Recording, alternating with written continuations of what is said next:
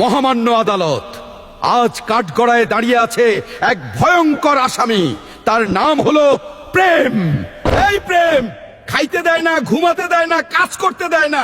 দিনে শুধু বলে মিস করছি, রাতে বলে অনলাইনে আছো তো। আর সামনে রমজান মাস আসতাছে, এই প্রেম রোজাকে বানাবে হালকা। প্রেমে পড়লে সেহরি খাইতে ভুলে যায়, ইফতারে আগে বলে তুমি না খেয়ে থাকলে আমিও খাবো না। এই প্রেমের জন্য কত মা বাবা কষ্ট পাইছে, শুধু এই প্রেমের জন্য। এই প্রেমের কঠিন বিচার চাই মহামান্য আদালত। হুজুর, আমি দোষী না, আমাকে বানাইছে ফেসবুক আর ফ্রি ডাটা। Order, order. সমস্ত সাক্ষ্য প্রমাণের ভিত্তিতে এই আদালত ঘোষণা করছে যে রমজান মাস পর্যন্ত প্রেমকে ডাটা প্যাকেট ছাড়া রাখা হবে।